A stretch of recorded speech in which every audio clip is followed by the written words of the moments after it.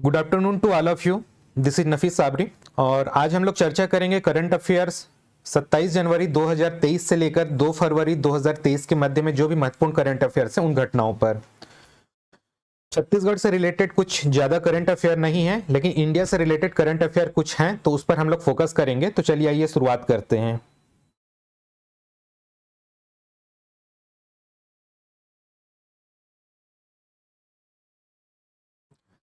छत्तीसगढ़ में धान खरीदी। हाल फिलहाल में 31 जनवरी 2023 तक छत्तीसगढ़ में धान खरीदी की गई। 31 जनवरी 2023 तक इसकी जो शुरुआत थी वो की गई थी आपकी 1 नवंबर 1 नवंबर से इसकी धान खरीदी की शुरुआत की गई थी और यह जो धान खरीदी है यह चली है आपकी 31 जनवरी तक। और धान खरीदी के लिए जो पंजीयन था उसकी जो अंतिम तिथि थी वो थी आपकी 31 अक्टूबर। ठीक है, तो इससे संबंधित जो आंकड़े हैं वो जारी किए गए हैं। 31 अक्टूबर 2022 तक धान पंजीयन के संबंध में आप पंजीयन करा सकते थे। 1 नवंबर 2022 से धान खरीदी की शुरुआत हुई और 31 जनवरी 2023 तक धान खरीदी की गई है। तो उसके संदर्भ में छत्तीसगढ़ राज्य शासन के द्वारा एक आंकड़ा जारी किया गया है। इसके तहत 23,41,935 किसानों ने धान का विक्रय किया है। ठीक है, उनके खेतों में जो भी धान हुए हैं उनका विक्रय किया गया है और छत्तीसगढ़ राज्य शासन द्वारा कुल 107.52 lakh metric ton 107.52 lakh metric ton जो है यह धान खरीदी की गई है। ठीक है, और कितने किसानों ने धान का विक्रय किया है तो पंजीयन कराने के संदर्भ में यह जो आंकड़ा था 24.98 लाख किसानों ने पंजीयन कराया था। ठीक है, 31 अक्टूबर 2022 की स्थिति में। लेकिन धान बेचने का जो कार्य है वो कितने किसानों ने किया तो 23,41,935। ठीक है, तो किसानों के मामले में जो धान बेचे हैं छत्तीसगढ़ का देश में प्रथम स्थान। ठीक है, किसानों की संख्या के मामले में। लेकिन धान खरीदी के मामले में छत्तीसगढ़ राज्य का देश में दूसरा स्थान है। दूसरा स्थान है। ठीक है, दूसरा स्थान है तो प्रथम स्थान जो है वो पंजाब राज्य का है। पंजाब राज्य का प्रथम स्थान है धान खरीदी के मामले में। और कितना टन धान खरीदी किया गया तो 107.52 लाख मीट्रिक टन। और यह जो लक्ष्य रखा गया था कुल 24.98 लाख किसानों ने पंजीयन कराया था। और पंजीयन के साथ उन्होंने अपने एक जमीन का रकबा दिया था कि हम लोग इतने जमीन के लिए इतना धान बेचेंगे। तो वो जमीन का रकबा था आपका 32.19 लाख हेक्टेयर। ठीक है, इतने रकबे में धान की खेती की गई थी 24.98 लाख किसानों के हिसाब से। और इसी के आधार पर एक लक्ष्य निर्धारित किया गया था वर्ष 2022-23 के लिए, खरीफ वर्ष 2022-23 के लिए। और वह धान का लक्ष्य था आपका 110 लाख मीट्रिक टन। ठीक है, लेकिन खरीदी की गई 107.52 लाख मीट्रिक टन। भारत पर्व। देश की संस्कृति और पर्यटन को बढ़ावा देने के उद्देश्य से केंद्रीय पर्यटन मंत्रालय के द्वारा राजधानी नई दिल्ली है ना, हमारी जो राजधानी है वो नई दिल्ली है, लेकिन पुरानी दिल्ली का जो लाल किला परिसर है, लाल किला परिसर, यहां भारत पर्व मनाया जाता है। और इसकी जो शुरुआत है कब की गई थी, इसकी जो शुरुआत है यह की गई थी 2016 में। और इसके माध्यम से जो भारत के जो राज्य हैं वो अपनी कला, संस्कृति, हस्तशिल्प और पर्यटन इत्यादि को लोगों तक पहुंचाने का कार्य करते हैं। इसके संदर्भ में छत्तीसगढ़ राज्य का भी जो स्टॉल है वो लाल किला परिसर पे लगा था भारत पर्व के अवसर पर। और भारत पर्व जो है जो वर्ष 2023 में मनाया गया, तो ये जो आयोजन की जो तिथि थी यह 6 दिवसीय आयोजन थी। 6 दिवसीय आयोजन थी। और यह कब से कब तक आयोजित किया गया तो यह मनाया गया आपका 26 जनवरी से लेकर 31 जनवरी, 26 जनवरी से लेकर 31 जनवरी 2023 के मध्य में इसका आयोजन किया गया वर्ष 2023 में। इसकी शुरुआत की गई थी 2016 में और ये कहां आयोजित किया जाता है तो लाल किला परिसर में इसका आयोजन किया जाता है। बूढ़ा पहाड़, ये काफी चर्चा में रहा था कि 26 जनवरी 2023 के अवसर पर यहां तिरंगा झंडा फहराया गया। अब बूढ़ा तालाब है कहां तो बूढ़ा तालाब जो है, बूढ़ा तालाब बोल रहा हूं, बूढ़ा पहाड़, बूढ़ा पहाड़ जो है ना, ये हमारा छत्तीसगढ़ राज्य है। तो छत्तीसगढ़ राज्य का ये बलरामपुर वाला हिस्सा है। तो बूढ़ा पहाड़ जो है छत्तीसगढ़ और झारखंड की सीमा पर स्थित है। ठीक है, इसका कुछ जो पार्ट है वो बलरामपुर में आता है और कुछ जो पार्ट है ये झारखंड राज्य में आता है और यह नक्सल प्रभावित इलाका है, नक्सल प्रभावित इलाका है। ठीक है, नक्सल प्रभावित इलाका है। तो इस पहाड़ को जो है या इस क्षेत्र को जो है नक्सलियों से मुक्त कर दिया, नक्सल मुक्त किया गया है इस पहाड़ या इस क्षेत्र को। तो इस अवसर पर बूढ़ा पहाड़ में 26 जनवरी के अवसर पर तिरंगा झंडा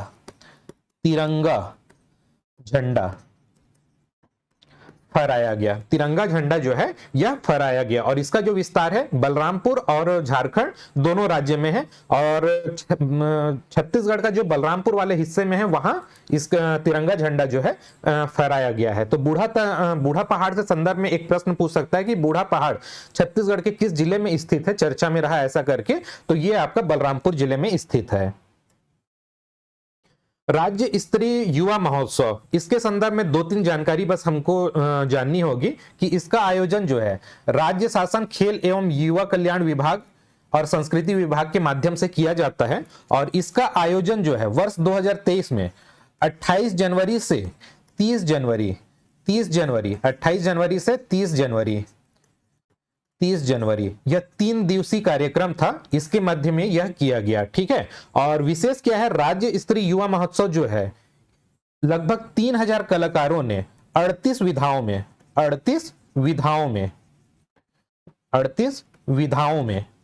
विधाओं में अपने कला का प्रदर्शन किया। इसके संदर्भ में यही बस इंपॉर्टेंट है। बेरोजगारी भत्ता, छत्तीसगढ़ की जो नवीन सरकार है तो चुनाव से पहले, अभी वर्तमान समय में छत्तीसगढ़ में कांग्रेस को बहुमत प्राप्त है और चुनाव से पहले कांग्रेस ने एक घोषणा पत्र जारी किया था और उसमें यह जारी किया गया था कि हम सत्ता में अगर आते हैं तो बेरोजगारों को बेरोजगारी भत्ता दिया जाएगा। तो उसका अनुपालन किया करते हुए छत्तीसगढ़ के जो वर्तमान मुख्यमंत्री हैं माननीय श्री भूपेश बघेल जी ने, उन्होंने घोषणा किया है कि आगामी वित्तीय वर्ष, और ये वित्तीय वर्ष होगा आपका 23-24, आगामी वित्तीय वर्ष 2023-24 से छत्तीसगढ़ के जो बेरोजगार हैं उनको बेरोजगारी भत्ता दिया जाएगा। बेरोजगारी भत्ता दिया जाएगा, लेकिन यह कितना दिया जाएगा ये अभी घोषणा नहीं की गई है। और कब यह घोषणा की गई तो 26 जनवरी 2023 के अवसर पर यह घोषणा की गई है। और छत्तीसगढ़ का जो बजट होगा जो 2023 और 24 का 2023-24 बजट, छत्तीसगढ़ का जो बजट होगा 2023-24 उसमें यह स्पष्ट होगा कि बेरोजगारों को कितनी भत्ता दी जाएगी और उसका जो क्राइटेरिया है वो क्या क्या होगा। अभी यह स्पष्ट नहीं है, तो जैसे जो जानकारी आएगी तो मैं आप लोगों के साथ वो शेयर करूंगा। अभी बस यही जानकारी है कि अप्रैल 2023 से इस योजना की शुरुआत की जाएगी। भारत के संदर्भ में देखें तो 74वें गणतंत्र दिवस के संदर्भ में मैंने पिछले क्लास में भी कुछ फैक्ट बताए थे और कुछ फैक्ट आज कवर कर रहा हूं। तो 74वां गणतंत्र दिवस जो परेड जो है यह कर्तव्य पथ में इसका आयोजन किया गया। पहले इसका जो नाम था वो तो राजपथ था, राजपथ है ना। तो यह पहला अवसर है कि कर्तव्य पथ पर 74वें गणतंत्र दिवस का आयोजन किया गया। ठीक है, अध्यक्षता जो है भारत के राष्ट्रपति के द्वारा की जाती है। वर्तमान समय में भारत के राष्ट्रपति कौन है तो द्रौपदी मुर्मू जी भारत की राष्ट्रपति हैं। और मुख्य अतिथि कौन है तो मिस्र के जो राष्ट्रपति थे अब्देल फत्ताह अल सीसी, ठीक है, 74वें गणतंत्र दिवस समारोह के मुख्य अतिथि थे। और यह पहला अवसर है कि मिस्र के राष्ट्र प्रमुख जो हैं वो भाग लिए। ठीक है, साथ में colonel Mahmoud Mohammed Abdel Fattah, इनके नेतृत्व में पहली बार कर्तव्य पथ में मिस्र का जो सशस्त्र बल जो है उसने गणतंत्र दिवस समारोह में अपना उसका जो बैंड है उसके साथ उसका जो मार्चिंग दल है वो शामिल हुआ। 74वां गणतंत्र दिवस जो समारोह है उसमें कुल 23 झांकियों ने पार्टिसिपेट किया। देश भर के कुल 23 झांकियों 23 ये वाला इंपॉर्टेंट फैक्ट है कि कुल 23 झांकियों ने पार्टिसिपेट किया या 23 झांकियों को अपने प्रदर्शन का या झांकी निकालने का अवसर प्रदान किया गया। ठीक है, इनमें पहला स्थान, दूसरा स्थान, तीसरा स्थान किसे प्राप्त हुआ, ये वाला एक नया फैक्ट है। तो मानस खंड, ये उत्तराखंड की झांकी थी, इसको प्रथम स्थान प्राप्त हुआ। दूसरा स्थान किसे प्राप्त हुआ, तो 3.5 शक्तिपीठ, ये महाराष्ट्र राज्य की झांकी थी, तो इसको दूसरा स्थान प्राप्त हुआ। साथ में अयोध्या दीपोत्सव झांकी, ठीक है, इसका संबंध किस राज्य से था, तो उत्तर प्रदेश राज्य से इसका संबंध था। इस झांकी को तीसरा स्थान प्राप्त हुआ। कुल 23 झांकियों ने पार्टिसिपेट किया था या भाग लिया था या उनको अवसर प्राप्त हुआ था। मुगल गार्डन, हाल फिलहाल में राष्ट्रपति भवन परिसर स्थित मुगल गार्डन जो है, मुगल गार्डन, इसका जो नाम है यह परिवर्तित करके अमृत उद्यान कर दिया गया है। इसके साथ में एक और है कि दिल्ली में ही दिल्ली यूनिवर्सिटी जो है, दिल्ली में ही दिल्ली यूनिवर्सिटी नॉर्थ कैंपस स्थित जो मुगल गार्डन था उसका नाम भी मुगल गार्डन था। ठीक है, उसका नाम भी मुगल गार्डन था, तो उसका जो नाम परिवर्तित किया गया है गौतम बुद्ध शताब्दी उद्यान। ठीक है, तो राष्ट्रपति भवन स्थित मुगल गार्डन का नाम बदलकर क्या किया गया है, तो वो किया गया है आपका अमृत उद्यान। राष्ट्रपति भवन परिसर स्थित मुगल गार्डन का नाम परिवर्तित करके अमृत उद्यान किया गया है। साथ में दिल्ली यूनिवर्सिटी के नॉर्थ कैंपस स्थित मुगल गार्डन का नाम परिवर्तित किया गया है गौतम बुद्ध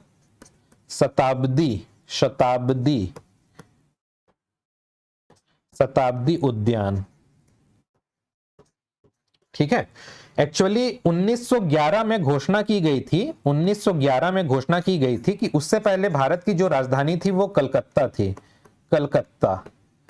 1911 में घोषणा की गई कि दिल्ली की जो राजधानी है कलकत्ता से दिल्ली स्थानांतरित की जाएगी, दिल्ली।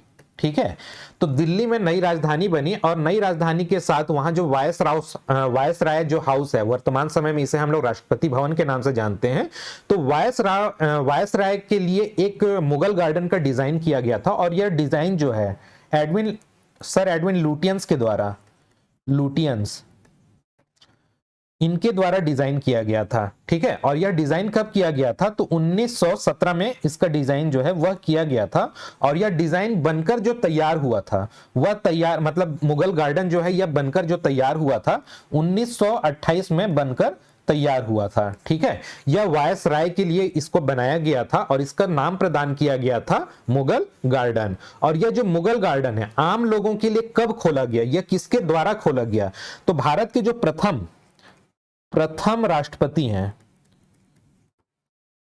प्रथम राष्ट्रपति डॉक्टर राजेंद्र प्रसाद, इनके द्वारा मुगल गार्डन को आम लोगों के लिए खोला गया था। और यह परंपरा अभी भी चली जा रही है कि राष्ट्रपति भवन परिसर स्थित मुगल गार्डन, वर्तमान नाम जिसका है अमृत उद्यान, यह राष्ट्रपति भवन परिसर में स्थित है, लेकिन साल के कुछ महीने या कुछ दिनों के लिए इसको आम नागरिकों के लिए खोला जाता है। और इसकी जो शुरुआत थी वो किसने की थी, आम लोगों के लिए खोला जाता है। कुछ दिनों या कुछ महीनों के लिए इसको खोला जाता है। तो इसकी जो शुरुआत है वो की थी आपने प्रथम राष्ट्रपति डॉक्टर राजेंद्र प्रसाद जी के द्वारा इसकी शुरुआत की गई थी, या आम लोगों के लिए इसको खोला गया था डॉक्टर राजेंद्र प्रसाद जी के द्वारा। ठीक है, नई राजधानी विशाखापट्टनम, हाल ही में आंध्र प्रदेश सरकार वाईएसआर कांग्रेस पार्टी, आंध्र प्रदेश में वर्तमान समय में वाईएसआर कांग्रेस पार्टी की सरकार है। और इसके जो मुख्यमंत्री हैं वो हैं आपके जगन मोहन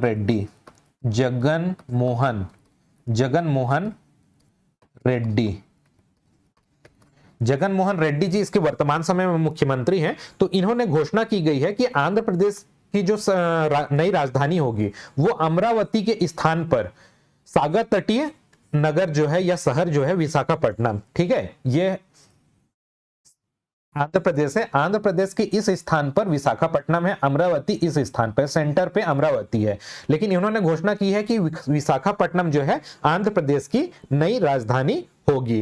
एक्चुअली आंध्र प्रदेश जो है इसका जो गठन है जून 2014, जून तो 2014 में आंध्र प्रदेश का गठन मतलब आंध्र प्रदेश का विभाजन हो गया था। और आंध्र प्रदेश का जब विभाजन हुआ तो तेलंगाना जो है एक नया राज्य है, तेलंगाना, ठीक है। तो तेलंगाना का जो गठन है वो जून 2014 में हुआ था। और आंध्र प्रदेश है ये तो 1956 में ही अस्तित्व में आ गया था, ठीक है, 1956 में यह अस्तित्व में आ गया था। तेलंगाना का गठन किया गया था। लेकिन आंध्र प्रदेश की जो राजधानी है वो थी हैदराबाद। तो हैदराबाद जो है तेलंगाना राज्य के गठन के साथ तेलंगाना राज्य में शामिल हो गया। तो उस समय यह निर्णय लिया गया था कि 10 वर्षों के लिए, आगामी 10 वर्षों के लिए हैदराबाद जो है तेलंगाना और आंध्र प्रदेश 10 वर्षों के लिए, जब तक आंध्र प्रदेश जो है अपनी राजधानी कहीं शिफ्ट नहीं कर लेता तब तक वह उसकी राजधानी होगी। वर्ष 2015 में चंद्रबाबू नायडू, तेलुगु देशम पार्टी, इनकी सरकार थी। वर्ष 2015 में तेलुगु देशम पार्टी और इसके मुख्यमंत्री थे चंद्रबाबू नायडू, ठीक है। तो इन्होंने निर्णय लिया कि आंध्र प्रदेश में एक स्थल है, एक शहर है जिसका नाम है अमरावती, इसको आंध्र प्रदेश की राजधानी बनाने का इन्होंने निर्णय लिया, ठीक है, वर्ष 2015 में। और इसको जो है केंद्र सरकार से मंजूरी भी प्राप्त हो गई, ठीक है, केंद्र सरकार से मंजूरी भी प्राप्त हो गई। वर्ष 2020 में, ठीक है, वर्ष 2020 में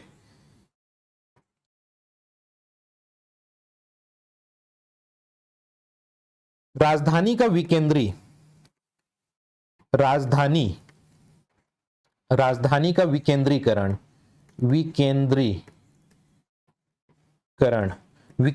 से संबंधित एक विधेयक लाया गया और उसके तहत जो है अमरावती ये जो है विधायी राजधानी होगी, ऐसा करके बोला गया, विधायी राजधानी। और विशाखापट्टनम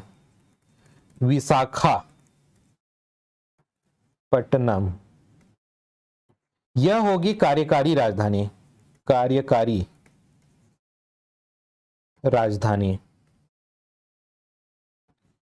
साथ में कुर्नूल, आंध्र प्रदेश में एक शहर का नाम है कुर्नूल, यह न्यायिक राजधानी होगी, ऐसा करके कहा गया। लेकिन जगन मोहन रेड्डी की सरकार ने गत वर्ष 2022 में विवादास्पद आंध्र प्रदेश विकेंद्रीकरण और सभी क्षेत्रों में समावेशी विकास अधिनियम 2020 को निरस्त कर दिया। और इसी के तहत हाल फिलहाल में घोषणा की गई है कि आंध्र प्रदेश जो है, आंध्र प्रदेश की जो राजधानी होगी वो आपकी विशाखापट्टनम होगी, ठीक है। ये समुद्र के तट पर स्थित एक शहर है।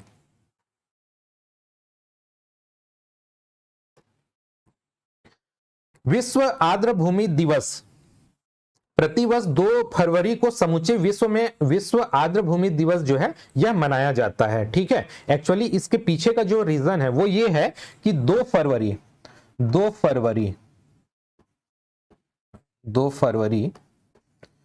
1971 ईरान का एक शहर है, ईरान का शहर, उसका नाम है रामसर। तो जलवायु परिवर्तन से संबंधित विश्व आर्द्र भूमि दिवस से संबंधित एक सम्मेलन का आयोजन किया गया था।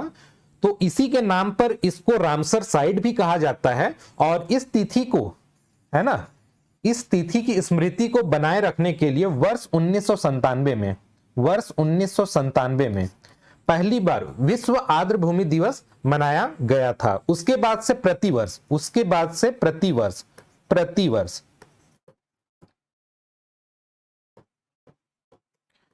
प्रतिवर्ष 2 फरवरी को विश्व आर्द्र भूमि दिवस मनाया जाता है। ठीक है, विश्व आर्द्र भूमि दिवस 2023 का जो थीम है वो है आपका वेटलैंड रेस्टोरेशन।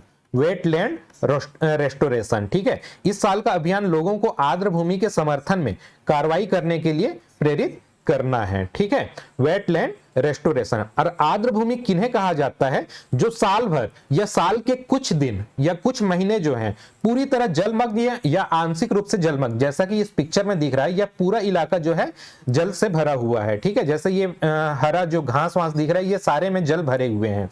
तो आर्द्र भूमि उस भूमि को कहते हैं जो साल के कुछ महीने या साल भर या आंशिक रूप से या पूर्ण रूप से जलमग्न रहता है, उस भूमि को कहते हैं आर्द्र भूमि। ठीक है, ऑस्ट्रेलियन ओपन 2023 कैलेंडर वर्ष में कुल 4 ग्रैंड स्लैम प्रतियोगिता का आयोजन किया जाता है। और इसकी जो शुरुआत होती है वो होती है आपकी ऑस्ट्रेलियन ओपन से। इसकी जो शुरुआत होती है वो ऑस्ट्रेलियन ओपन से होती है और जो समापन होता है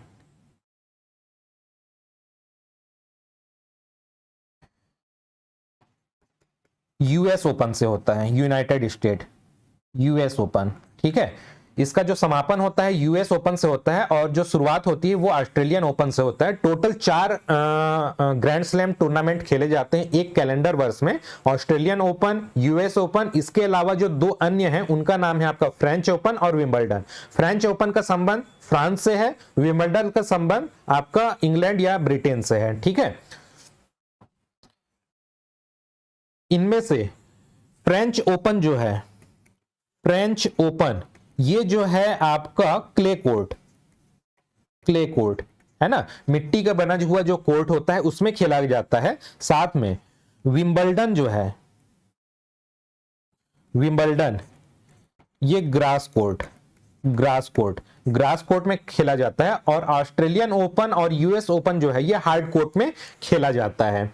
तो इसकी शुरुआत हो चुकी है वर्ष 2023 में ऑस्ट्रेलियन ओपन के साथ ग्रैंड स्लैम प्रतियोगिता की। तो इसमें तो हालांकि पुरुष एकल, महिला एकल, मिश्रित युगल है ना, और मिक्स्ड डबल्स ऐसा करके कुछ काफी लंबे विजेताओं की सूची है, लेकिन मैं उन्हें ही लिया हूं जो एग्जाम की दृष्टि से महत्वपूर्ण है। ठीक है, तो ऑस्ट्रेलियन ओपन का पुरुष एकल जो है इसके जो विजेता हैं ये सर्बिया के नोवाक जोकोविच। इन्होंने किन्हें हराया? तो स्टेफानोस सित्सिपास, इनका संबंध ग्रीस से है और इन्होंने रिकॉर्ड 22वां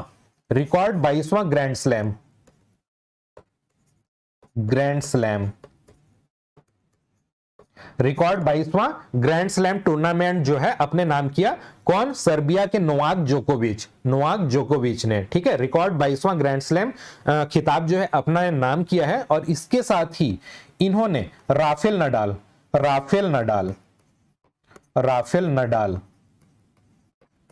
इनके नाम सर्वाधिक एकल ग्रैंड स्लैम खिताब का रिकॉर्ड था राफेल नडाल के नाम पे, और वो रिकॉर्ड था 22 ग्रैंड स्लैम का। तो उसकी बराबरी कर ली है। किसने बराबरी कर ली है? नोवाक जोकोविच ने। और इनका जो संबंध है वो है आपका सर्बिया से। ठीक है, साथ में इनके नाम एक और रिकॉर्ड जुड़ गया है नोवाक जोकोविच के नाम से। इन्होंने 10वां क्रम का या 10 जो है ऑस्ट्रेलियन ओपन का जो खिताब है यह अपने नाम कर चुके हैं। ऑस्ट्रेलियन ओपन 10 ऑस्ट्रेलियन ओपन का खिताब जो है अपने नाम इन्होंने कर लिया। यह सर्वाधिक है, यह रिकॉर्ड इनके नाम पर है, सर्वाधिक। ठीक है, इसी तरह अगर हम लोग महिला कैटेगरी में अगर जाते हैं तो बेलारूस की ए सबालेंका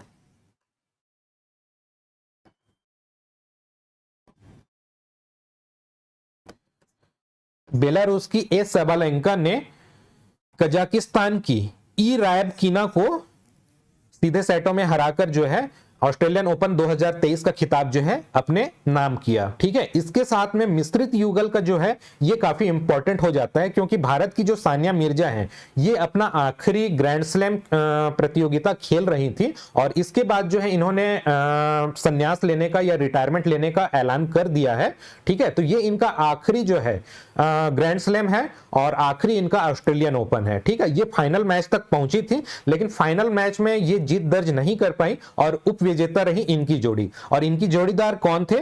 तो भारत की ही आर बोपन्ना, रोहन बोपन्ना इनके जोड़ीदार थे सानिया मिर्जा की। इन्होंने रिटायरमेंट की घोषणा की है और इन्हें किसने पराजित किया या किनकी टीम ने पराजित किया? तो एल स्टेफनी और आर मार्टोस, है ना, ये ब्राजील की मिश्रित युगल की टीम थी। इन्होंने भारत की मिश्रित युगल की जो टीम है उसको हराया है। ठीक है, हॉकी विश्व कप 2023, ये हालांकि मैं 2-3 बार बता चुका हूं, लेकिन हाल फिलहाल में 29 जनवरी को इसका फाइनल मैच खेला गया, तो उसके संदर्भ में एक नया आंकड़ा आया है। तो हॉकी विश्व कप 2023 जो है ये 15वें क्रम का आयोजन था। ठीक है, इसका आयोजन कहां किया गया? ओडिशा राज्य में किया गया, भारत के ओडिशा राज्य में। इसका जो शुभंकर था ओली प्रजाति का कछुआ था। कुल कितनी टीमों ने पार्टिसिपेट किया? तो 16 टीमों ने इसमें पार्टिसिपेट किया। इसका जो थीम गीत है वो क्या था आपका? हॉकी है दिल मेरा। ठीक है, हॉकी है दिल मेरा। संगीत किसने दिया था? तो प्रीतम चक्रवर्ती ने इसका संगीत दिया था। और यह उद्घाटन मैच है कहां खेला गया? तो बाराबती स्टेडियम, कटक के बाराबती स्टेडियम में खेला गया। कुल कितने मैच खेले गए? कुल इसमें 44 मैच खेले गए। 44 मैच खेले गए, जिसमें से राउरकेला में 20 मैच खेला गया और भुवनेश्वर का कलिंगा स्टेडियम जो है वहां 24 मैच खेले गए। राउरकेला का जो बिरसा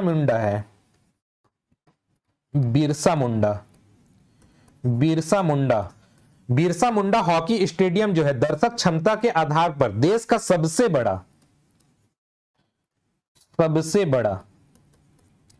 बड़ा हॉकी स्टेडियम है। दर्शक क्षमता के आधार पर देश का सबसे बड़ा हॉकी स्टेडियम है। ठीक है, तो केवल 2 स्थानों पर हॉकी विश्व कप 2023 के मैच खेले गए। ठीक है, फाइनल मैच जो है वो जर्मनी और बेल्जियम के मध्य में खेला गया। पेनाल्टी शूट आउट से इस फाइनल का जो है वो नतीजा आया और पेनल्टी शूट आउट में जर्मनी ने 5-4 के अंतर से बेल्जियम को हराया। ठीक है, जर्मनी जो है तीसरी बार जो है हॉकी विश्व कप का खिताब जो है अपने नाम किया। तो हॉकी विश्व कप 2023 जो है, हॉकी विश्व कप 2023 यह किसने अपने नाम किया? तो जर्मनी तीसरी बार। ठीक है, सबसे ज्यादा बार हॉकी विश्व कप जीतने का रिकॉर्ड किसके नाम तो है? तो वो 4 बार जीता है पाकिस्तान ने। भारत ने अब तक केवल एक बार हॉकी विश्व कप जीता है और वो कब जीता है? तो 1975 में जीता है। और इसकी जो शुरुआत है वो कब हुई थी? तो इसकी शुरुआत हुई थी 1971 में। 1971 में हॉकी विश्व कप की शुरुआत हुई थी और 1971 की विजेता टीम जो थी वो थी पाकिस्तान। ठीक है, जर्मनी तीसरी बार जो है हॉकी विश्व कप जीता है। वर्तमान हॉकी विश्व कप 2023 का विजेता टीम कौन है? तो जर्मनी है। इसने बेल्जियम टीम को हराया है पेनल्टी शूटआउट में 5-4 के अंतर से। खेलो India youth games 2022, Madhya Pradesh में खेलो इंडिया यूथ गेम्स 2022 इसका आयोजन किया जा रहा है, लेकिन इसका आयोजन जो है यह 2023 में किया जा रहा है। 2023 में किया जा रहा है। ठीक है, खेलो इंडिया यूथ गेम्स 2022 है, लेकिन इसका आयोजन जो है 30 जनवरी 2023 से 11 फरवरी 2023 के मध्य में किया जा रहा है। वर्तमान समय में यह संचालित है। ठीक है, इस खेल महाकुंभ का आयोजन 9 शहरों में किया जाएगा। 9 शहरों में 8 जो शहर हैं, 8 शहर जो हैं ये हैं आपके मध्य प्रदेश। ठीक है, एक शहर है वो है आपका दिल्ली, नई दिल्ली। कुल कितने स्थानों पर इसका आयोजन किया जाएगा? तो 9, लेकिन मध्य प्रदेश के 8 शहर, ठीक है। और मध्य प्रदेश जो है खेलो इंडिया यूथ गेम्स 2022 का मेजबान राज्य भी है। और एक जो आयोजन है, ठीक है, cycling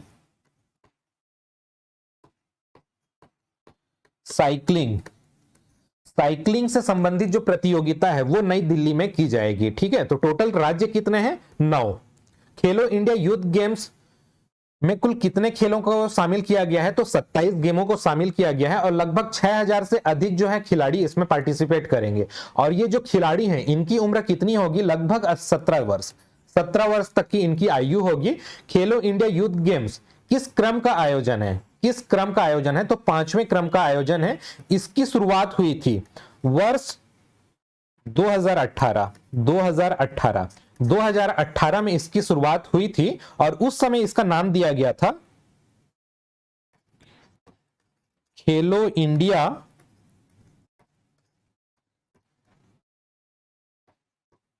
school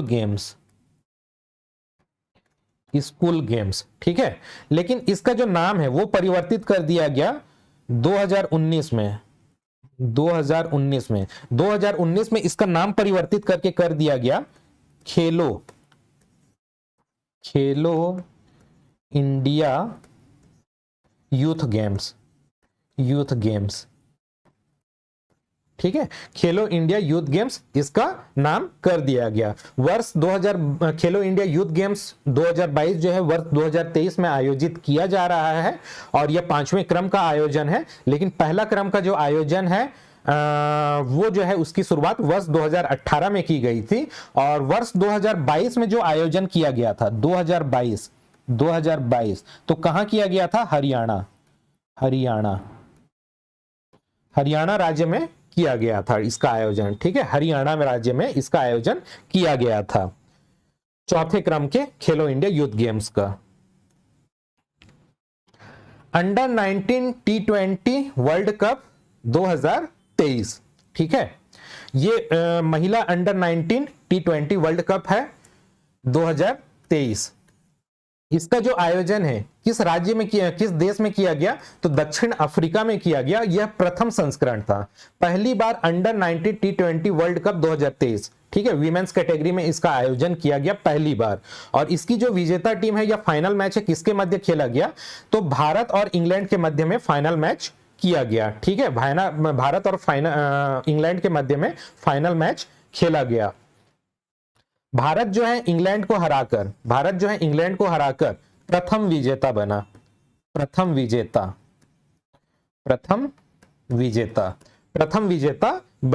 under 19 T20 world cup 2023 का। इसके साथ ही भारतीय महिला टीम पहली बार ऐसा अवसर है कि आईसीसी की कोई ट्रॉफी जो है अपने नाम की है। भारतीय महिला टीम के संदर्भ में ये जानकारी दे रहा हूं क्योंकि पुरुष टीम जो है world cup 2023, world cup T20 world cup 2007 जो है, साथ में वर्ल्ड कप जो है वनडे वाला 2011 जो है अपने नाम कर चुकी है। साथ में आईसीसी चैंपियंस ट्रॉफी भी जो है वो अपने नाम कर चुकी है भारतीय पुरुष टीम। लेकिन यह पहला अवसर है, ठीक है, यह पहला अवसर है कि भारत की महिला टीम जो है, कोई भी महिला टीम आईसीसी का कोई खिताब जो है अपने नाम की है, ठीक है। और यह पहला संस्करण था और पहले ही संस्करण में भारत ने इंग्लैंड को हराकर यह खिताब जो है अपने नाम किया। और भारतीय टीम की कप्तान कौन थी? तो शेफाली वर्मा जी जो थी वो भारतीय टीम की कप्तान थी। इसी तरह player of the match Titas Sadhu Bharat की महिला खिलाड़ी हैं, ये प्लेयर ऑफ द मैच रही। इसी तरह ग्रेस स्क्रीवेंस इंग्लैंड की ये महिला खिलाड़ी हैं, इनको प्लेयर ऑफ द टूर्नामेंट चुना गया, ठीक है, प्लेयर ऑफ द टूर्नामेंट। और ग्रेस स्क्रीवेंस जो हैं ये इंग्लैंड की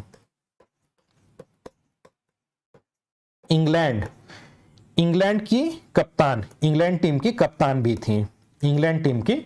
भी थी। इनको प्लेयर ऑफ द टूर्नामेंट चुना गया। आईसीसी अवार्ड 2022 जो है वर्ष 2023 में प्रदान किया गया। वर्ष 2022 में उनके खेलों को देखते हुए तो 3 तरह के मतलब खेल होते हैं। एक होता है एक दिवसीय,